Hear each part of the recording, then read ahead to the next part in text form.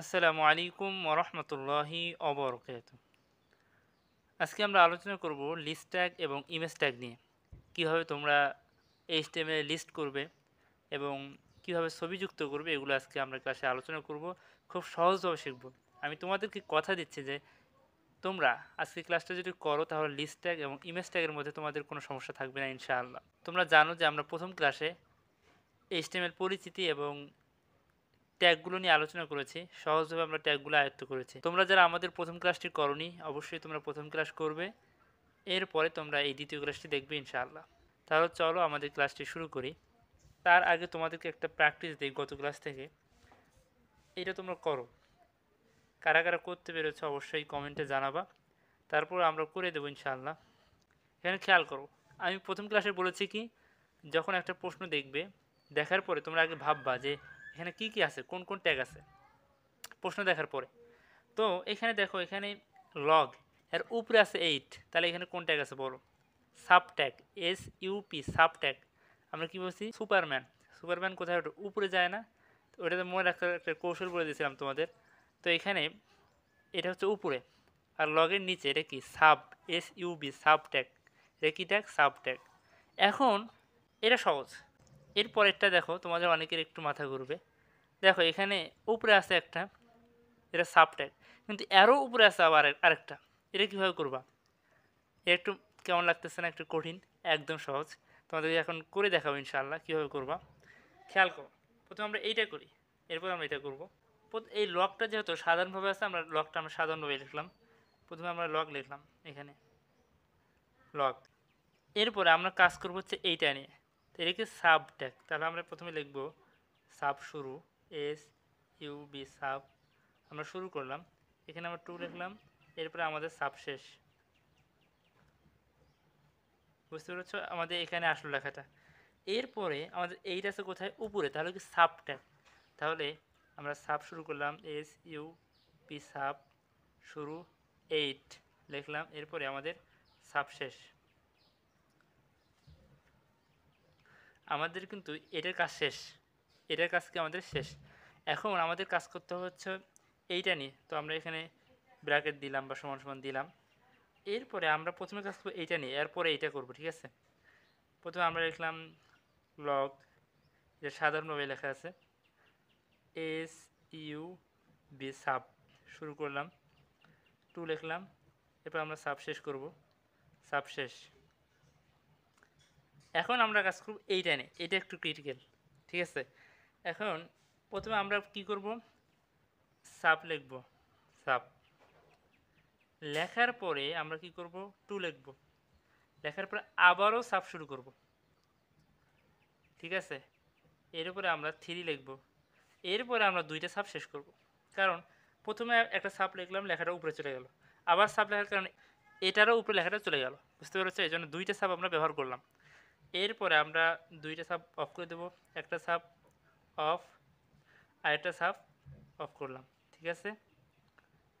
এই হলো কাহিনী। একদম সহজ না এটা? মনে হচ্ছিল যে প্রথমে একটু কঠিন, কিন্তু আসলে না, এটা একদম সহজ। আর HTML পুরোটাই আসলে সহজ, একদম সহজ। বুঝতে পেরেছো? আচ্ছা চলো, এটা আমাদের গত ক্লাসের পড়া থেকে তোমাদেরকে একটু জিজ্ঞাসা করলাম। তো এরপরে চলো আমরা মূল আলোচনায় চলে যাই। প্রথমে আমরা আলোচনা করব লিস্ট ট্যাগ নিয়ে, এরপরে আমরা ইমেজ ট্যাগ নিয়ে আলোচনা করব। লিস্ট ট্যাগ এর ব্যবহার দেখো, প্রথমে মনে রাখবা যে লিস্ট ট্যাগ সবচেয়ে বেশি ব্যবহার হচ্ছে দুইটা, একটা হচ্ছে ওয়ার্ডার লিস্ট, একটা হচ্ছে আনওয়ার্ডার লিস্ট। বুঝতে পেরেছ? এখন এই ওয়ার্ডার লিস্ট, এটার সংক্ষিপ্ত রূপ হচ্ছে OL। ওয়ার্ডার লিস্ট থেকে প্রকাশ করা হয় কি দ্বারা? OL দ্বারা। বুঝতে পেরেছ? আর ওয়ার্ডার লিস্ট মানে কি আসলে? ওয়ার্ডার লিস্ট হচ্ছে, মনে করো 1 2 3 4 5 এভাবে সাজানো থাকবে, এটা হচ্ছে ওয়ার্ডার লিস্ট। অথবা ABCD, অথবা রোমান পদ্ধতি আছে না, রোমান সংখ্যা, এইভাবে সাজানো থাকতে হবে। রোমান সংখ্যা কি? এই যে এরকম, এই যে 1 2, এরকম তোমরা অনেক ক্ষেত্রে কিন্তু দেখেছো। এগুলো হচ্ছে রোমান সংখ্যা, এভাবে থাকতে পারে সিএল অনুযায়ী। বুঝতে পেরেছ? এরপরে আনওয়ার্ডার লিস্ট, এটা UL দ্বারা প্রকাশ করা হয়। আনওয়ার্ডার লিস্ট মানে কি? যেখানে কোনো সংখ্যা দিয়ে সাজানো থাকবে না, অথবা ABCD, অথবা তোমাদের রোমান সংখ্যাগুলো দিয়ে সাজানো থাকবে না। সেখানে বৃত্ত থাকতে পারে, এরকম বৃত্ত, অথবা চতুর্ভুজের মতো এরকম থাকতে পারে। বুঝতে পেরেছ? এখন মনে করো তোমাদের পরীক্ষায় ক নম্বরের প্রশ্ন দেওয়া থাকলো যে এরকম একটা প্রশ্ন দেওয়া থাকলো এবং বলা থাকলো যে এই এইচটিএমএলটির কোড লেখো। তখন তোমরা কীভাবে লিখবা যে এইটা?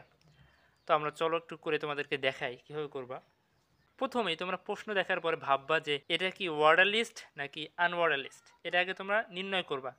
যদি ওয়ার্ডার লিস্ট হয় তাহলে তোমরা কী করবা, এবার শুরু করবা ও এল, এভাবে তোমরা ওয়ার্ডার লিস্ট শুরু করলা। ঠিক আছে, তোমরা প্রথমে ও এল লিখে নিলা যেহেতু এটা ওয়ার্ডার লিস্ট। এরপরে তোমরা কী করবা, এল আই লিখবা, অর্থাৎ লিস্ট। লিস্ট লিখে তোমরা যে প্রথম যেটা থাকবে এই যে বুক, এটা লিখলা, এভাবে লিখলাম আমরা। এরপরে এই লিস্টটা কেটে দিলা। বুঝতে পেরেছ? এটা আমরা শেষ করে দিলাম। তাহলে লিস্ট শুরু, লিস্ট শেষ। কারণ আমরা এখন দ্বিতীয় লাইনে যাব, এই জন্য আমরা দ্বিতীয়ভাবে আবার নতুন করে শুরু করবো। সেটা হচ্ছে এরকম আমরা শুরু করলাম আবারও লিস্ট। এরপরে পেন আছে, এখানে দ্বিতীয় নাম্বারে কি আছে, পেন, আমরা পেন লিখলাম। এরপরে আবারও লিস্ট শেষ। এরপরে আমাদের তৃতীয় নাম্বার আছে ব্যাগ, তাহলে আমরা আবার লিস্ট শুরু করলাম। এরপর আমরা ব্যাগ লিখলাম। ব্যাগ লেখার পরে আমরা লিস্টটা শেষ করলাম। এরপরে এই যে এইটা আছে না, এটা আমরা এখন শেষ করব। ও এল অর্ডার লিস্ট শেষ। এইরকম যদি তোমরা কম্পিউটারে লেখো, নোটপ্যাডে বা যে কোনো একটা সফটওয়্যারে, তখন তোমাদের ব্রাউজারে এই যে এরকম দেখাবে। বুঝতে পেরেছ? এখন তোমরা অনেকে প্রশ্ন করো, ভাইয়া এত এই অর্ডার লিস্ট ব্যবহার করার দরকার কি? আমরা যদি এরকম করি যে আমরা নিজেরাই নাম্বার দেবো 1 2 3 4, এইভাবে আমরা নিজেরাই নাম্বার দিয়ে দিয়ে এই জিনিসপাতিগুলো লিখব। নাম হতে পারে, যাই হোক আমরা এগুলো লিখে নেব নিজেরাই। তাহলে তো আমাদের অর্ডার লিস্ট ব্যবহার করার প্রয়োজন হবে না। তোমার কথা ঠিক আছে, কিন্তু মনে করো তুমি 1000 নাম লিখছো। কয় হাজার? 1000। এখন কোনো কারণে তোমার নাম বাদ দিতে হবে, 10 নাম্বার যে নামটা আছে এটা বাদ দিতে হবে।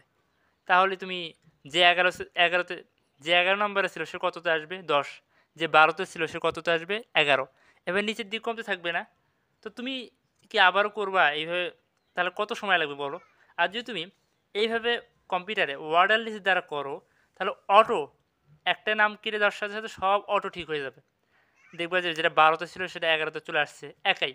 তোমার কোনো কিছু করা লাগবে না, সব সিরিয়াল ঠিক হয়ে যাবে। আর যদি তুমি নিজে এইভাবে দাও, তাহলে তুমি দেখবা যে তুমি যত নাম লিখছো আবারও তোমাকে এডিট করা লাগবে। এটা অনেক ঝামেলা না? এই জন্য আমাদের অর্ডার লিস্ট ব্যবহার করতে হয়। এটা হচ্ছে অর্ডার লিস্টের সুবিধা। আমরা তো অর্ডার লিস্ট দেখলাম, এবার সহজ সহজ না? প্রথমে তোমরা ওয়েল লিখলে অর্ডার লিস্ট, এরপর তোমার লিস্টের মধ্যে শুরুতে যেটা আছে বুক বা যেটা থাকবে ওটা লিখে লিস্ট শেষ করবা। এরপর দ্বিতীয় যেটা থাকবে এভাবে এভাবে করবা, লাস্টে কী করবা, অর্ডার লিস্ট শেষ করবা। তাহলে অর্ডার লিস্ট কিন্তু অনেক সহজ। যতই থাক, যদি এরকম 1000 পর্যন্ত থাকতো তোমরা করতে পারবে না অর্ডার লিস্ট? অবশ্যই করতে পারবা। এরপরে আসো যে ভাইয়া তোমার মনে মনে প্রশ্ন আসতেছে, ভাইয়া যদি এরকম থাকে যে এ বি সি দিয়ে এরকম থাকলো, তখন কিভাবে করব তোমাকে দেখাই দিচ্ছি। সেক্ষেত্রে তুমি যেটা করবা সেটা হচ্ছে প্রথমে ওয়ার্ডার লিস্ট লিখবা। এরপর লেখার পর তুমি কী করবে, টাইপ লিখবা। টাইপ লেখলা, এরপর টাইপ লিখে তুমি কী করবা, এ দিবা, এভাবে এটা বন্ধ করে দিবা। এরপরে তুমি লিস্ট দিয়ে তোমরা শুরু করবা, এ নাম্বার যেটা থাকবে, এরপরে লিস্ট শেষ করবা আগের মতো যেভাবে দেখা যায় সেম, শুধু তোমার এই যে এখানে অর্ডার লিস্ট টাইপ এ লিখবা। বুঝতে পেরেছ? এখন যে রোমান সংখ্যায় থাকে, যে এরকম থাকলো, এরকম আছে, মনে করো এরকম এরকম আছে, বুঝছো? এরকম মনে করো আছে, ঠিক আছে? এরকম থাকলো। এখন তোমরা কী করবা, এইভাবে শুধু অর্ডার লিস্টটা লিখবা। লিখে তোমরা হচ্ছে এখানে টাইপ লিখবা। লেখার পরে তোমরা সমান সমান দিয়ে রোমান পদ্ধতি শুরু করবা, এইভাবে তোমরা দিবা। ঠিক আছে? এবার তোমরা অর্ডার লিস্ট করবা। এখন তোমাদের মনে আরেকটা প্রশ্ন আসতেছে, ভাইয়া এখন যদি আমাদের এইখানে এ বি সি ডি শুরু করলাম, মনে এ বি সি ডি যে অ্যালফাবেট আছে সম্ভবত 26টি, তাই না?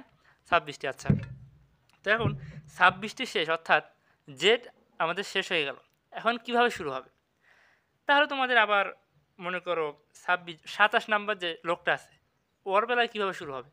তখন তোমাদের শুরু হবে এরকম এ এ এ বি, অর্থাৎ এটা হচ্ছে 27 আর এটা হচ্ছে 27 আর এটা কত 28, বুঝতে পেরেছ?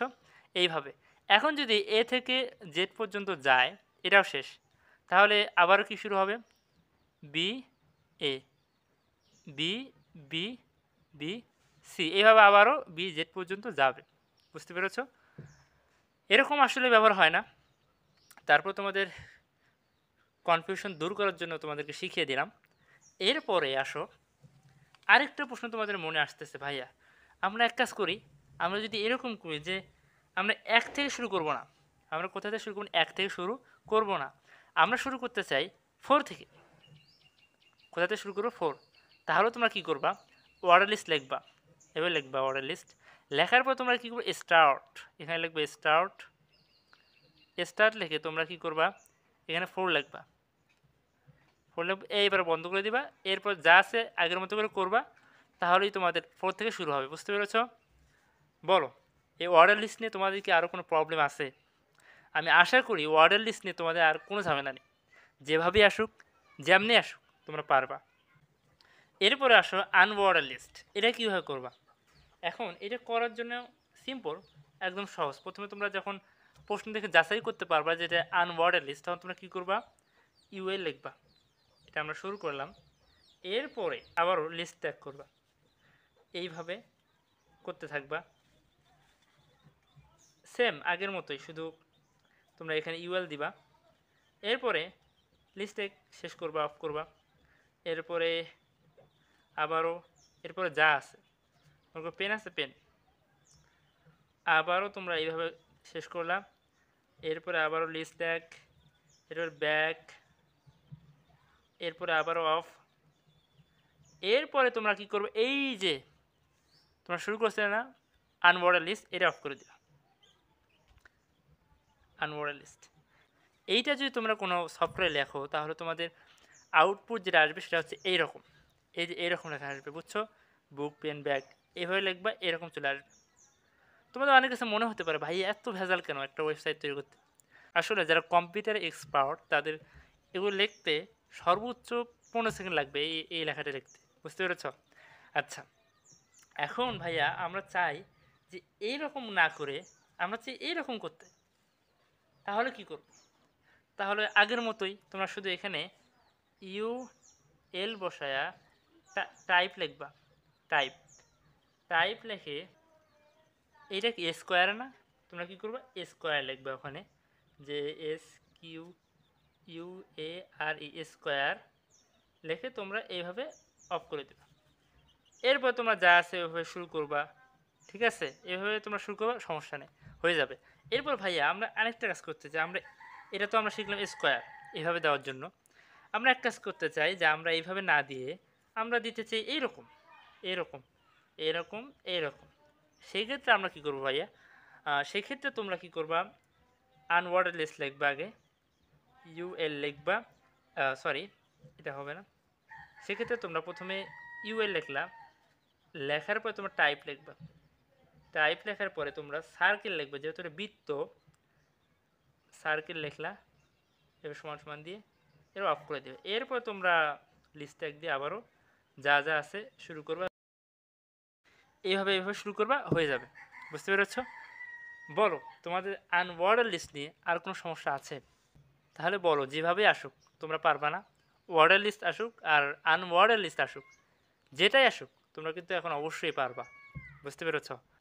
এরপরে আমরা যে লিস্টটা শিখবো সেটা হচ্ছে নেস্টেড লিস্ট, অর্থাৎ যে লিস্টের মধ্যে মনে করো দুইটাই থাকবে, কয়টা মানে অর্ডার লিস্টও থাকবে আনঅর্ডার লিস্টও থাকবে, এই দুইটা মিলে যে একটা ট্যাগ তৈরি হবে ওটা হচ্ছে নেস্টেড লিস্ট, বুঝতে পেরেছ?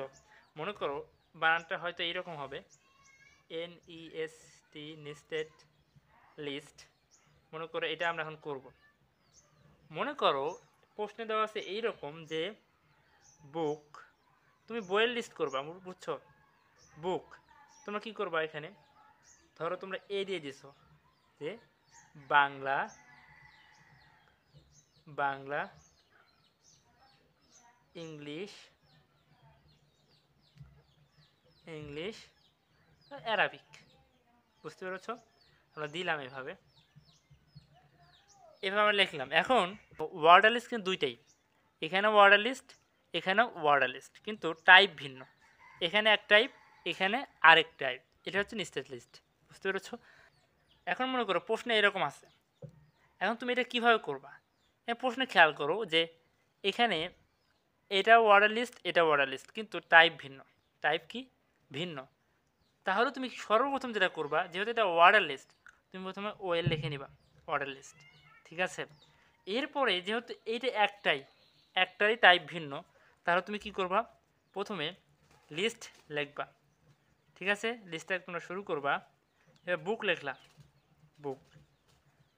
এটা আর অফ করবা না। ঠিক আছে? যেহেতু এটা একটাই, এটা অফ করার কিছু নেই, এটা আমরা অফ করো শেষে। এরপরে তোমরা কি করবা? ওএল লিখবা আবারও। লেখার পরে তোমরা টাইপ লিখবা। যেহেতু পরের এগুলো টাইপ ভিন্ন, সেহেতু আমরা টাইপ লিখে লিখলাম এ, যে এ টাইপের। শেষ। এরপরে তোমরা কি করবা? লিস্ট শুরু করবা। লিস্ট লিখলাম বাংলা, বাংলা। এরপর আবারও আমরা লিস্ট শেষ করলাম। পরের ইংলিশ লিখলাম, লিস্ট, আমরা ইংলিশ শুরু করলাম, ইংলিশ। এরপরে আমরা হচ্ছে লিস্ট শেষ করলাম। এরপরে আবারও আমরা তৃতীয় নাম্বার যেটা আছে অ্যারাবিক, এইটা আমরা লিস্ট করতেছি, অ্যারাবিক, অ্যারাবিক। এই লিস্টটা আমরা শেষ করলাম। এখন এটা আমরা লিস্টটা একটু অফ করে দিই, অফ করলাম। এরপরে তোমরা কী করবে? এই যে এখানে যে একটা শুরু করছিল না ওএল, ওয়ার্ড লিস্ট, এটা অফ করবা। বুঝছো? আমরা ওয়ার্ড লিস্ট অফ করি এখন। Word list off. এখন দেখো খেয়াল করো, এই যে এখানে একটা লিস্ট আছে না, এটা কিন্তু আমরা অফ করি নাই। এখন এটা অফ করতে হবে আমাদের। দেখো এটা আমরা অফ করলাম। ঠিক আছে? এই যে আমাদের কাজ শেষ। এইভাবে আমাদের করতে হবে যদি নেস্টেড লিস্ট আসে। নেস্টেড লিস্ট মানে কি? মানে হচ্ছে যে বিভিন্ন টাইপের থাকবে। অর্ডার লিস্টই হোক, কিন্তু অর্ডার লিস্টে বিভিন্ন টাইপ থাকবে, অথবা আনওয়ার্ডার লিস্ট হবে, কিন্তু আনওয়ার্ডার লিস্টের বিভিন্ন টাইপ থাকতে পারে। এরপর চলো আমরা একটা আনওয়ার্ডার লিস্ট থেকে নেস্টেড লিস্ট করে দেখি। এখন মনে করো প্রশ্নে এরকম থাকলো যে এই যে বুক, এটা কিন্তু আনওয়ার্ডার লিস্ট, আবার বাংলা ইংলিশ এটা হচ্ছে ওয়ার্ডার লিস্ট। এটা কীভাবে করবো ভাইয়া? এইটা তোমরা কীভাবে করবে সেটা হচ্ছে, এইটা তোমরা করার ক্ষেত্রে যেহেতু এটা আনওয়ার্ডার লিস্ট, প্রথমে তোমরা আনওয়ার্ডার লিস্ট লিখবা, যে ইউএল আনওয়ার্ডার লিস্ট, টাইপ লিখবা, টাইপ, টাইপ লিখে তোমরা ইকুয়াল টু স্কোয়ার দিবা, যেহেতু এটা স্কোয়ার। এরপরে তোমরা এটা শেষ করলে এভাবে তোমরা লিস্ট ট্যাগ দিয়ে তোমরা এটা লিখবা। লেখার পরে তোমরা আবার, যেহেতু এটা ওয়ার্ডার লিস্ট, এটা আবার তোমরা আবার ওএল লিখে টাইপ লিখবা এ। লেখার পরে তোমরা এই লিস্ট ট্যাগ দিয়ে এগুলো, এই দুটো লিখবা। এরপরে তোমরা এই ইউএল বন্ধ করবা, লিস্ট ট্যাগ বন্ধ করবা। এরপরে তোমরা হচ্ছে ওয়ার্ডার লিস্ট বন্ধ করে দিবা। ঠিক আছে? আচ্ছা, আগের নিয়মই করবা, ওই নিয়মই করবা। ঠিক আছে? আচ্ছা, এরপরে প্রশ্ন ধরো এইরকম দেওয়া আছে, এটা পুরোটাই আনওয়ার্ডার লিস্ট, কিন্তু একটা টাইপ আছে হচ্ছে স্কোয়ার আর একটা সার্কেল, মানে বৃত্ত। এটা কী করবা? এটা করার ক্ষেত্রে তোমরা প্রথমে এভাবে নিলা, এটা স্কোয়ার, এইটাই নিলা। ঠিক আছে? ইউএল অর্থাৎ আনওয়ার্ডার লিস্ট, টাইপ হচ্ছে স্কোয়ার। লেখার পরে তোমরা কী করবা? এই লিস্ট শুরু করলা। শুরু করার পর তোমরা হচ্ছে পেন লিখবা, এটা বন্ধ করবা না। ঠিক আছে? এরপর তোমরা আবার কি করবা? ইউএল দিয়ে টাইপ লিখবা, টাইপ সার্কেল, সার্কেল মানে হচ্ছে বৃত্ত। তো আমরা শুরু করলাম, এটা আমরা শুরু করলাম। এরপর লিস্ট ট্যাগ দিয়ে তোমরা কি করবা? এই ব্ল্যাক, ঠিক আছে, আবার অফ করলা। এইভাবে তোমরা দুইটা লিখবা। লেখার পরে তোমরা ইউএলটা কি করবা? শেষ করবা। এরপরে তোমাদের আরেকটা লিস্ট ট্যাগ বাকি ছিল না, এটা শেষ করবা। ঠিক আছে? এইভাবে তোমরা শেষ করবা, তাহলে হয়ে যাবে। তাহলে ক্লিয়ার কিনা বলো? Nested tag clear? এটা হচ্ছে নেস্টেড ট্যাগ, যার মধ্যে দুইটা ট্যাগও থাকতে পারে, যে ওয়ার্ডার লিস্টও আছে, আনওয়ার্ডার লিস্টও আছে, অথবা ওয়ার্ডার লিস্ট আছে কিন্তু এর বিভিন্ন টাইপ আছে। বুঝছো? একটার ভিতরেই। আশা করি যে তোমাদের নেস্টেড লিস্টটা ক্লিয়ার হয়েছে ইনশাআল্লাহ। অবশ্যই কমেন্টে জানাবা যে তোমরা বুঝতেছো কিনা, অথবা যদি কোনো কিছু তোমাদের বুঝতে সমস্যা হয় এটাও কমেন্টে জানাবা, আমি অবশ্যই রিপ্লাই দেবো ইনশাআল্লাহ। আমরা এতক্ষণ কিন্তু মোটামুটি লিস্ট ট্যাগ নিয়ে আলোচনা করেছি। লিস্ট ট্যাগের আর তেমন কিছু নাই, বুঝতে পেরেছ? এই পর্যন্ত পড়লেই মোটামুটি যথেষ্ট তোমাদের পরীক্ষার জন্য। এখন আমরা যেটা শিখবো সেটা হচ্ছে ইমেজ ট্যাগ। ইমেজ ট্যাগটা একদম সহজভাবে তোমাদেরকে বুঝাই দেবো ইনশাআল্লাহ। তবে তোমাদেরকে দুইটা কথা মনে রাখতে হবে। কয়টা কথা? দুইটা কথা। চলো আমি তোমাদের একটু শিখিয়ে দিই। সেটা হচ্ছে কি, একটা হচ্ছে উইথ, বুঝছো? এটা মানে হচ্ছে প্রস্থ, এটা মানে কি প্রস্থ। আর এটা হচ্ছে বানান, দেখবে বানানগুলো দেখো, বানানগুলো কিন্তু অন্যরকম। তোমাদের HTML এর ক্ষেত্রে বানানগুলো একটু অন্যরকম। উইথ, এটা হেইট বা হাইট, বুঝছো?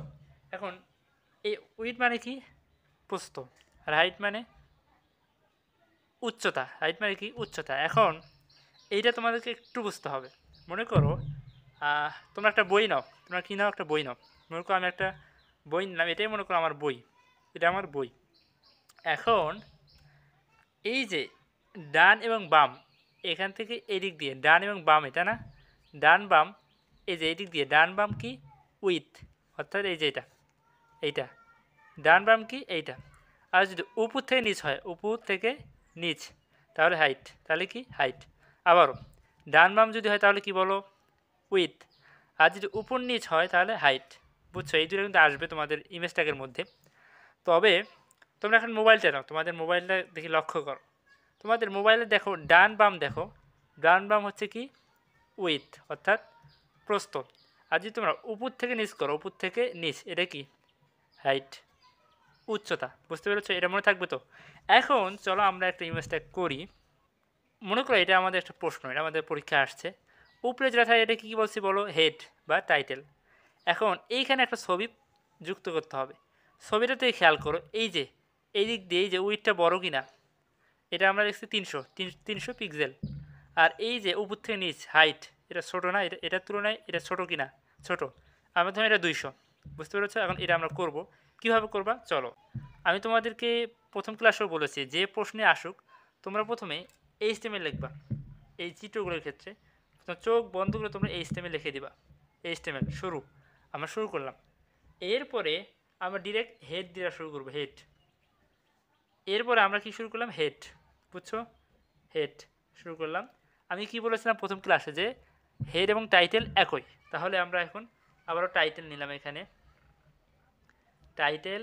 এরপরে টাইটেল কি আছে আমাদের, হোলি ইটিসি স্কুল, আমাদের স্কুলের নাম আছে, আমরা এখানে লিখলাম হোলি ইটিসি স্কুল। লিখে আমরা টাইটেল অফ করে দিলাম, কারণ আমাদের তো আর টাইটেল কিছু নাই, বুঝছো? আমরা টাইটেলটা অফ করে দিলাম, একটু বুঝে নিও, টাইটেল অফ, ঠিক আছে? এরপরে আমাদের বডি শুরু করতে হবে। আমি কি বলেছি, হেড তো থাকে বাইরে আর ভিতরে যেটা এটা কি বডি, তো আমরা বডি শুরু করলাম, বডি শুরু করলাম, ঠিক আছে? এখন যেহেতু আমাদের বডিতে কিছু নাই, শুধু ছবি যুক্ত করতে হবে, ইমেজ, সেক্ষেত্রে আমরা ইমেজ ট্যাগ নিলাম, ইমেজ এমপি ট্যাগ। এটা কি করতে হয় না, বন্ধ করতে হয় না, বুঝছো? ইমেজ লেখার পরে তোমরা কিন্তু সোর্স লিখবা, SRC সোর্স। এরপরে তোমরা একটা সমান সমান দিবে, দেওয়ার পরে তোমাদের একটা ছবি ফোল্ডার থেকে নিতে হবে। এই তোমাদের কম্পিউটারে হোক, যেখানে তোমরা ওয়েবসাইটটা তৈরি করবে, ওখান থেকে একটা ছবি তোমাদের গ্যালারি থেকে নিতে হবে। এক্ষেত্রে ছবি একটা নাম দেওয়া থাকে। মনে করো আমাদের ছবির নাম হচ্ছে এরকম পিক, এটা একটা আমাদের ছবির নাম .jpg, মনে করো এটা আমাদের ছবির নাম, ঠিক আছে? এই ছবিটা আমরা এখানে অ্যাড করব। এখন ছবিটা মনে করো যে উইথ যেটা আছে, ধরো উইথ কত লিখছিলাম আমরা, 300 পিক্সেল, ঠিক আছে? পিক্সেল লিখলাম। এরপরে আমাদের যে হাইট আছে এটা কত বলো, এটা হচ্ছে 200 পিক্সেল, আমরা এখানে 200 পিক্সেল লিখলাম, ঠিক আছে? একটু কম দেখা যাচ্ছে যদিও, তারপর তোমরা একটু ধরে নিও, ঠিক আছে? এরপরে আমরা দেওয়ার পরে দেখো আমাদের কিন্তু কাজ শেষের দিকে। এরপরে আমরা কি করব, বডি অফ করব, বডি অফ। এরপরে আমরা HTML অফ করব, HTML শেষ। এই যে এইভাবে যদি তোমরা কোডটা লেখো তোমাদের কম্পিউটারের কোনো সফটওয়্যারে, তাহলে তোমাদের ব্রাউজারে এরকম দেখাবে, বুঝছো? এরকম একটা চিত্র তৈরি হয়ে যাবে। তাহলে তোমাদের একটু মনে রাখতে হবে যে এখানে ইমেল সোর্স লিখবা। সব কিন্তু আগে থেকে তোমরা জানো। তোমরা এখানে ইমেল সোর্স লেখার পরে ছবির নাম দিবা, যে ধরো আমাদের ছবিটার নাম হচ্ছে pic.jpg, এটা ছবির নাম। এরপরে ছবির প্রস্থ কি 300 পিক্সেল, এরপর হাইট 200 পিক্সেল, এবার দিয়ে এখানে একটা বন্ধনী দিবা, ঠিক আছে? এরকম একটা দিবা। দেওয়ার পরে বডি শেষ, HTML শেষ। এইভাবে যদি তোমরা করো তাহলে তোমাদের এরকম একটা ওয়েবসাইট তৈরি হয়ে যাবে। ইমেজটা সহজ কিনা বলো? একদম সহজ। এরপরে আমরা আরেকটু সামনে যাব। এখন মনে করো যে তোমাদের প্রশ্নে দেওয়া থাকলো যে ছবিটি কোনো কারণে ওয়েবসাইটে প্রদর্শিত হচ্ছে না। সেক্ষেত্রে ওই ছবিটির পরিবর্তে লেখা থাকবে পিকচার মিসিং। এখন এই HTML কোডটি করো। তোমরা কী করো, সব একই। তো শুধু তোমরা যে ইমেজ সোর্স লিখছো এখানে, এই যে ইমেজ সোর্স, এখানে তোমরা কী করবা, ইমেজ সোর্স, এরপরে পিকচার আমরা নামটা দিলাম .jpg, ছবির নাম দিলাম। এরপরে আমাদের উইথ মনে করো 300 পিক্সেল। এরপরে আমাদের হাইট হচ্ছে 200 পিক্সেল। এরপর তোমরা শুধু ALT লিখবা। এটা কিন্তু সেম আগের মতোই থাকবে। শুধু যদি এরকম প্রশ্ন থাকে যে ছবিটা কোনো কারণে প্রদর্শিত হচ্ছে না, সেখানে পিকচার মিসিং লেখা থাকবে, তোমরা তখন কী করবে, ALT এখানে যোগ করবা। ALT, বুঝছো? ALT যোগ করে তোমরা ওই লেখাটা লিখে দিবা। প্রশ্নে যেটা থাকবে, ধরো লেখা ছিল পিকচার মিসিং, এই যে পিকচার মিসিং, বুঝছো? এইভাবে তোমরা যদি লিখে দাও তাহলেই তোমাদের কোনো কারণে যদি ছবিটা ওয়েবসাইটে প্রদর্শিত না হয় তাহলে তোমাদের লেখা উঠবে পিকচার মিসিং। অনেক ক্ষেত্রে কিন্তু এরকম দেখা যায়। মনে করো মেসেঞ্জারে তোমাদের MB নেই, সেক্ষেত্রে দেখো অনেকে ছবি দিয়ে পাঠায় না, তখন একটা যে কোনো একটা কিছু লেখা থাকে, বুঝছো, যে লোড হচ্ছে বা এরকম কিছু একটা। কোনো কারণে দেখবে তোমরা ওয়েবসাইটে প্রবেশ করলে এরপরে কোনো একটা ছবি দেখা যাচ্ছে না, লেখা উঠেছে লোডিং বা এরকম কিছু একটা লেখা থাকে যে লোড হচ্ছে। ওটা কী দ্বারা করে, এই যে ALT দ্বারা। তো এটাই হচ্ছে ALT এর ব্যবহার। তোমাদের পরীক্ষায় যদি আসে এরকম, তোমরা আগের মতো করে ইমেজ সোর্স লিখে একটা নাম দিবা ছবির, এরপরে উইথ, হাইট এগুলো লিখবা। লেখার পর ALT লিখে তোমাদের প্রশ্নে যেটা দেওয়া থাকবে যে প্রদর্শিত না হলে এই লেখাটি থাকবে, ওইটা তোমরা ওই লেখাটা এখানে বসায় দিবে, বুঝছো? এটা হচ্ছে ALT এর ব্যবহার। এটা তোমাদের পরীক্ষায় আসলে কিন্তু গুরুত্বপূর্ণ। ঠিক আছে, এটা সহজ কিনা বলো? আর আগের মতো সব কিছু শুরুতে HTML যা আছে লিখবা, শেষে বডি HTML শেষ করবা, ঠিক আছে? আগের মতো শুধু ALTটা এখানে যোগ করে দিবা, ঠিক আছে? তাহলে মনে রাখবা যে ছবিটা যদি কোনো কারণে লোড না হয় তাহলেই শুধু ALT এটা শো করবে, বুঝছো? আর যদি ছবি লোড হয় তাহলে তো এটা শো করবে না। আচ্ছা, এরপরে যখন ছবিটা দিব অবশ্যই ওয়েব পেজ এবং ছবিটা একই ফোল্ডারে থাকতে হবে।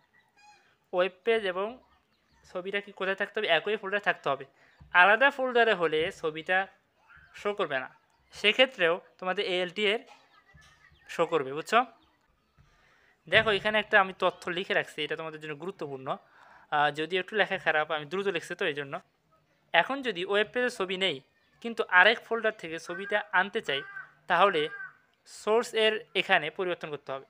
ধরো ছবিটা ফোল্ডার 1-এ আছে, মনে করো ফোল্ডারের ভিতরে নাই, ফোল্ডার 1-এ আছে, তাহলে কী করবো, ইমেজ সোর্স, এখানে ইমেজ সোর্স লেখার পর তোমরা ফোল্ডার 1 লিখে এরকম একটা চিহ্ন দিয়ে এবারে তোমাদের নামটা দিয়ে দিবা, ওই ছবির নাম, বুঝছো? আর বাকিগুলো যা আছে ওই রকম। এখন ধরো ছবিটা যদি এইরকম হয়, ছবিটা যদি ফোল্ডার 1-এর ভিতরে ফোল্ডার 2-এ থাকে, মানে ফোল্ডার 1-এর ভিতরে আবার ফোল্ডার 2-তে আছে, সেক্ষেত্রে তোমরা কী করবা, সোর্স লিখবা, লেখার পরে ফোল্ডার 1 লিখে প্লাস চিহ্ন দিয়ে এবার ফোল্ডার 2 লিখে যা আছে বাকি সব ওইভাবেই লিখবা। এখন যদি এমন হয় আবার ছবিটা যদি ফোল্ডার 1 তারপরে ফোল্ডার 2 এর ফোল্ডারে আছে, ফোল্ডার 1 তারপর ফোল্ডার 2 এর ফোল্ডারে আছে, তৃতীয় নাম্বার ধাপে আছে, তাহলে কী করবা, সোর্স লেখার পরে তোমরা ফোল্ডার 1 লিখে স্ল্যাশ, এরপর ফোল্ডার 2 লিখে স্ল্যাশ দিয়ে তারপর ফোল্ডার লিখে বাকি যা আছে ওই রকম লিখবা। এই বিষয়টা তোমাদের ক্লিয়ার? বুঝতে পেরেছ? একটু মনোযোগ দিয়ে বুঝবা, একটু মনোযোগ সহকারে যদি তোমরা ক্লাসগুলো করো অবশ্যই তোমরা HTML বুঝে ফেলবা, কোনো সমস্যা থাকবে না ইনশাআল্লাহ। এখন আমরা ইমেজ সংযোজন নিয়ে বিস্তারিত আলোচনা করব। এতক্ষণ আমরা একটু বেসিক আলোচনা করেছি কিন্তু, বুঝতে পেরেছো? আচ্ছা, ইমেজ একটি এমপ্টি ট্যাগ। কিছুক্ষণ আগে কিন্তু আমি এটা বলে আসছি। দেখো আমাদের ইমেজের জন্য কী কী লাগবে। প্রয়োজনীয় অ্যাট্রিবিউট যেগুলো আছে এগুলো হচ্ছে, প্রথমে সোর্স লাগবে। ইমেজের সাথে কী লাগবে? সোর্স। এরপরে হাইট এবং ওয়েট, এটা তোমাদের ভালোভাবে বুঝাই দিচ্ছি কিন্তু, মনে আছে তো? এরপরে এএলটি, অল্টারনেটিভ টেক্সট যেটা আছে, যে কোনো কারণে যদি ছবিটা শো না করে তাহলে কী হয়? এলটির ব্যবহার হয়, এটা মনে আছে তো? এরপরে তোমরা আরেকটা বিষয় খেয়াল করো, ইমেজ টাইপ যেটা আছে, এটা বিট ম্যাপ ডট বিএমপি, এটা হচ্ছে পুরাতন একটা পদ্ধতি ছবির, অনেক পুরাতন, এখন হয়তো ব্যবহার হয় না। এরপরে প্যারাটেবল নেটওয়ার্ক গ্রাফিক্স, এটা হচ্ছে ডট পিএনজি, এটা হচ্ছে পূর্ণরূপ, বুঝছো? সবচেয়ে হালকা এবং দ্রুত লোড হয় ওয়েবসাইটে। এই যে এই পিএনজি ডট পিএনজি, এটা কিন্তু আমরা মোবাইলে ব্যবহার করি, তোমরা দেখেছো কি না? আমরা যেগুলো একটা ছবি যদি আমরা পিক্সেল ল্যাব যে একটা অ্যাপ আছে, এখানে যদি আমরা কোনো ছবি সেভ করি তখন ডট পিএনজিতে সেভ করি, বুঝছো? এটা সবচেয়ে হালকা এবং দ্রুত আপলোড হয়েছে ওয়েবসাইটে। এরপরে joint photographic expert group dot GPG, dot JPG, এটা সবচেয়ে ভালো কোয়ালিটির ছবি। এটা কি? জেপিজি, কিন্তু সবচেয়ে ভারী হয়, মানে এটা লোড হতে অনেক সময় নেয়। জেপিইজি এটাই মূলত ছিল, দেখো জেপিইজি এটাই মূলত ছিল, কিন্তু ডট জেপিজি ব্যবহৃত হয়, বুঝছো? এইটা হচ্ছে আমাদের ব্যবহৃত হয় এখন, মানে আমরা সংক্ষিপ্ত করতে করতে এখন ডট জেপিজি বানায় ফেলছি। এরপর আরেকটা ছবি আছে, graphics interchange format dot GIF GIF, এটা হচ্ছে অ্যানিমেশন ইমেজ এ ব্যবহার হয়। আচ্ছা তোমরা খেয়াল করো, তোমরা ফেসবুক দেখেছো? ফেসবুক কমেন্টে দেখবে অনেকগুলো কমেন্ট আছে যেগুলো হচ্ছে মনে করো লাভ দিচ্ছে, লাভটা নড়তেছে, বা ফুল দিচ্ছে, ফুলগুলো সমানে আসতেছে, কমেন্টে এগুলো দেখছে না? হচ্ছে দেখবা ডট জিআইএফ লেখা আছে। গিফের মধ্যে গেলে তোমরা অনেকগুলো অ্যানিমেশন ইমেজ পাওয়া, যে ছবিগুলো নড়ে অথবা নাচানাচি করে অনেক ছবি আমি দেখেছি। তো এরকম এগুলো হচ্ছে ডট জিআইএফ, বুঝছো? তাহলে তোমরা বলো যে ইমেজ টাইপটা তোমাদেরকে ক্লিয়ার? অবশ্যই কমেন্টে জানাবে, কিন্তু আমি অবশ্যই তোমাদের কমেন্টগুলো দেখি, বুঝতে পেরেছ? এবার তোমাদের একটা সহজ প্রশ্ন দিলাম, ছবির নাম পিক ডট জিপিজি, এই ছবিটা তোমরা অ্যাড করো। এখন তোমরা কীভাবে করবা বলো? এটা অবশ্যই তোমরা পারবা। আমার স্টুডেন্ট যদি তোমরা এখনও এই স্টেমের ছবি সংযোজন না করতে পারো তাহলে হবে বলো? এত সহজ করে তোমাদেরকে পড়াইছে, আমি চ্যালেঞ্জ করে বলতে পারি এইরকম সহজভাবে খাতায় তোমাদেরকে করায় করায় কেউ শেখায় নেই, আমি এটা দৃঢ় বিশ্বাস নিয়ে বলতে পারি, বুঝতে পেরেছ? তো চলো আমরা একটু শুরু করি। দেখো আমি কি বলেছি, যেটাই শুরু করো তোমরা ওয়েবসাইট তৈরি করার ক্ষেত্রে এইচটিএমএল শুরু করবা, যে প্রশ্নে শুরু করবা এইচটিএমএল প্রথমে লিখবা। এরপরে আমাদের হেড আছে নাই, এখানে কোনো হেড এখানে কোনো হেড নাই। এরপরে টাইটেল তো নাই, হেড আর টাইটেল কি এক, আমরা কি করব? টাইটেল শুরু টাইটেল শেষ, যেহেতু কোনো কিছু নাই এখানে, বুঝছো? এরপরে আমাদের ইমেজ সোর্স, আমরা এখানে লিখলাম ইমেজ সোর্স। খেয়াল করো, ইমেজ সোর্স লেখার পরে সর্বপ্রথম তোমরা নাম দিবা, ছবিটার নাম। এবার ছবিটার নাম আমরা দিলাম। এরপর আমাদের কি দিতে হয় বলো? উইথ বা হাইট, এগুলো কিন্তু কিছুই নাই, তো আমরা অতএব নাই দিব না, ঠিক আছে? এরপরে আমরা কি করব? এখানে আমাদের বডি দেওয়া লাগবে, বুঝছো? বডি আমি এখানে মিস্টেক হয়েছে, তো এখানে দিলাম। এরপরে আমরা হচ্ছে বডি শেষ, ঠিক আছে? এরপরে আমরা এইচটিএমএল শেষ করলাম, ঠিক আছে? এলা আমাদের হয়ে গেল। আর অবশ্যই আমার অনেক কিছু ভুল হতে পারে, আমি মানুষ, আমি ভুলের ঊর্ধ্বে নই, আমার ক্লাস করাতে অনেক কিছু ভুল হতে পারে, অনেক কিছুই খেয়াল থাকে না আসলে। তোমরা যদি কোনো ভুল দেখতে পাও অবশ্যই ক্ষমা সুন্দর দৃষ্টিতে দেখবে এবং তোমরা আমাকে ভুলটা ধরিয়ে দেবে, তাহলে আমি অবশ্যই সংশোধন করে নেব ইনশাআল্লাহ। তবে এটা নিয়ে তোমরা সমালোচনা করবে না, ঠিক আছে? আমরা এখন ইমেজ থেকে ক্লাসটি শেষ করবো ইনশাআল্লাহ। মনে করো একটা প্রশ্ন তোমাদেরকে দিলাম, একটু মনোযোগ দাও, তোমরা মনোযোগ দিয়ে শোনো, যে ইমেজ ট্যাগ ব্যবহার করে করিম একটি ছবি সংযোজন করলো, কিন্তু যখন ওয়েব পেজটি ওপেন করলো ছবিটি সংযোজন হয়নি। কী কারণে ছবি সংযোজন হতে না পারে বলে তুমি মনে করো?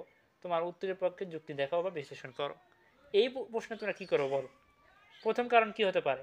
যে ছবির নাম ঠিকই লিখছো কিন্তু ছবিতেই নেই, এরকম কারণ হতে পারে না? অথবা দ্বিতীয় কারণ এমন হতে পারে ছবিটি ঠিকই আছে কিন্তু তুমি ইমেজ টাইপ ভুল করেছো বা বানান ভুল করেছো। অথবা ছবিটিও আছে, নামও ঠিক আছে, কিন্তু করিম যে ছবিটি দিয়েছে সেটা ওয়েব পেজ যেখানে সেখানে নেই, অন্য কোনো ফোল্ডারে আছে। সেক্ষেত্রে ফোল্ডার সহ সোর্স দিতে হবে। বুঝতে পেরেছো? এরকম কারণ আছে। এরপরে দেখো এএলটি যেটা আছে না, এটা ব্যবহার, মনে করো পিক ডট পিএনজি নামক ছবিটিকে ওয়েব পেজে সংযোজন করতে হবে, কিন্তু কোনো কারণে ছবিটি যদি দৃশ্যমান না হয়, তাহলে আসসালামু আলাইকুম লেখা উঠবে। সেক্ষেত্রে তোমরা কী করবা? প্রথমে ইমেজ সোর্স লিখবা, ইমেজ সোর্স লিখবা, ঠিক আছে? ইমেজ সোর্স লেখার পরে তোমরা ছবিটির নাম দিবা পিক ডট পিএনজি। এরপরে তোমরা হচ্ছে এএলটি দিবা, এএলটি দেওয়ার পরে আসসালামু আলাইকুম কী করবা? লিখবা, ঠিক আছে? তাহলেই তোমাদের যদি কোনো কারণে ছবিটি সংযোজন না হয় অথবা লোড না হয়, তাহলে আসসালামু আলাইকুম লেখা উঠবে। বুঝতে পেরেছ? তো আজকের ক্লাসটা আমরা এখানেই রাখতেছি। তোমরা অবশ্যই কমেন্টে জানাবে যে আমাদের আজকের ক্লাসটি কেমন লেগেছে। এর পরবর্তী ক্লাসে আমরা টেবিল ট্যাগ এবং হাইপারলিঙ্ক নিয়ে আলোচনা করব, তাহলে আমাদের এইচটিএমএল শেষ হয়ে যাবে ইনশাআল্লাহ। তোমরা অনেক ভালো থেকো এবং সুস্থ থেকো, এই প্রত্যাশা নিয়ে আমি বিদায় নিচ্ছি। আসসালামু আলাইকুম ওয়া রাহমাতুল্লাহি ওয়া বারাকাতুহু।